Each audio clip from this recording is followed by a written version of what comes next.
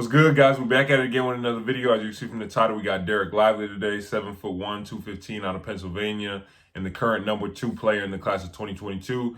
If you guys haven't, I know we got a lot of people that are new to the channel, right? So I made videos a while ago, and some of them went a little viral on TikTok, things like that, talking about the rankings, just touching on how a lot of the times you're going to have bigs at the top of your class, regardless of the year, simply because coaches say this all the time, you can't teach size, right? So I can teach you how to dribble, I can teach you how to shoot, I can teach you how to pass, but I can't teach you how to be 7 feet. I can't teach you how to be 6'10".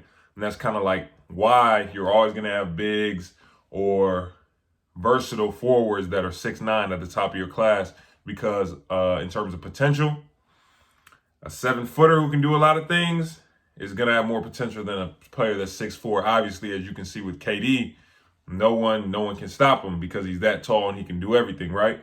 But with Lively, it's going to be a little different of a breakdown, simply because I checked the stats. He's not really a scorer. He's like me, more of a defender, right? So a lot of what makes him a highly coveted prospect is he's a shot blocker. He can move his feet, he can guard different players, things like that. He's athletic. And he can knock, but at the same time, he can knock down the three every now and then. I'm not saying he's a three-point shooter, but he can knock it down every now and then.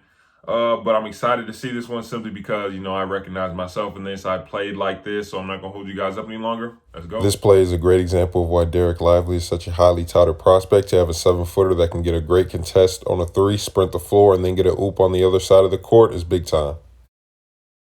Teaching point for my bigs: make sure you make eye contact with your guards before throwing outlet passes. Defense is Lively's biggest calling card, and as you can see on this possession, he does a great job moving his feet, staying in front of the defender, getting the block.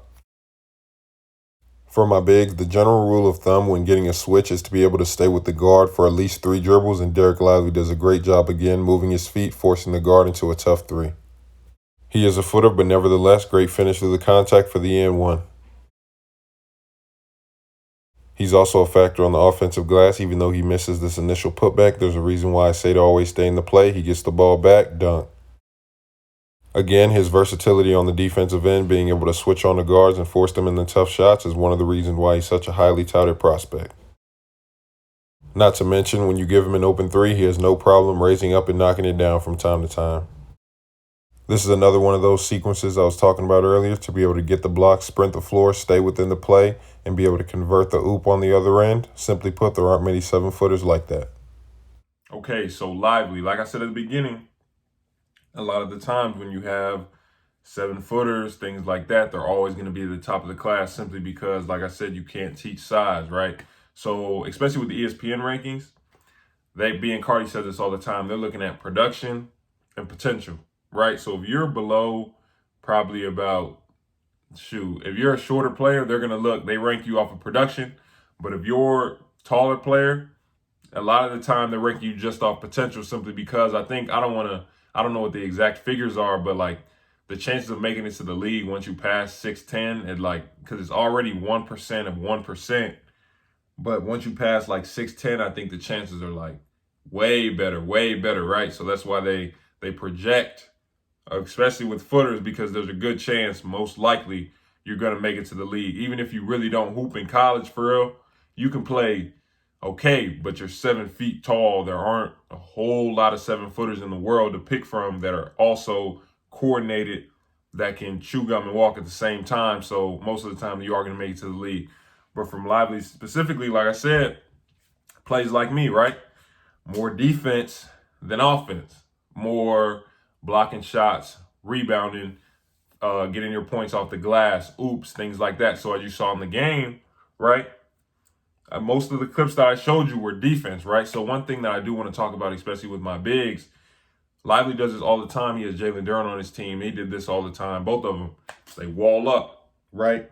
And what that is, for my bigs at least, when a guard is driving towards you, the reason why a lot of you guys get the fouls is because when they drive towards you, you swipe it down. You're trying to get the block, things like that, not realizing that a lot of the times, realistically, a lot of guards can't finish oversized. You don't even have to try and block it. They just can't finish oversized. So if you just wall up, it's called verticality rule. You just jump straight up in the air, don't swipe down, nothing. Jump straight up in the air. Most of the time, you're not going to get the foul call, and the guard most likely is going to miss, right? simply because a lot of guards don't practice scoring over size like that. You know what I'm saying? And for him, especially not only the shot blocking, versatile defender. So like I said in the video, for my bigs, the rule of thumb is once you get switched onto a guard, usually you just want to stay with that guard for at least 3 dribbles, because by that time, one of your guards can come help you, right? So with him, you saw he gets the switch. He gets the switch on I don't remember what the first guard was, what his name is. He gets a switch on the first guard. He makes him take a tough step back, right? He gets the switch on Nick Smith, who, what is he, number 9 or number 8 now? All of a sudden, he makes him take a tough step back, right? And the one player who did decide to drive on him, he gets a blocked shot. So a 7-footer that can not only guard fives, but can get switches and continue to guard, that's big time. And then for him, just being that much of an athlete, being able to run the floor, be the first one down the floor, catch oops from all over, really do a whole lot of things. Like, that's part of the reason why he's ranked so high. Now, in terms of the rest of the class, for him, like, just looking at these rankings, I mean, like I said, it's more about potential, right? So that's something I'm definitely gonna have to factor in. I plan on getting these rankings out on Friday. We're gonna see how that goes. But all in all, for the class, there's still one more player. I think it's like Kyle Filipowski. I don't want to say, I don't really know how to say it right, but I've checked out a couple of his clips. I don't think we're gonna do a breakdown on him, but he's still gonna be in contention. Like I said, we're gonna try and get it out on Friday. But like I was saying with Lively, like, bro, 7-footers that are versatile and he can hit that 3. That's the biggest thing. Kind of like what you saw with Ayton. Now, if you guys didn't know, when Ayton was in high school and at Arizona, this dude was shooting the ball, which is why he went number 1, right? If you're a footer at the same time who can shoot, they're like, oh, okay, he's probably not going to be KD, but he might be Porzingis when he was healthy. Karl Anthony Towns starting to shoot that 3, especially with the way the league is going now. You have to be able to shoot the 3 as a big. So for him, he's just a prototypical athlete big for the NBA. Like, he's perfect. Like, runs the floor, can guard 5, can get switches, can guard on switches for a little bit. He can make an open 3 every now and then. So that's what the league is looking for nowadays. But all in all, he's definitely like that, especially, that he is a defender. And that's what I am. So, I mess with him for that. But like, share, subscribe, turn on post notifications. We're going to try and get this out, my rankings out on Friday. We're going to see, though. Appreciate you guys watching.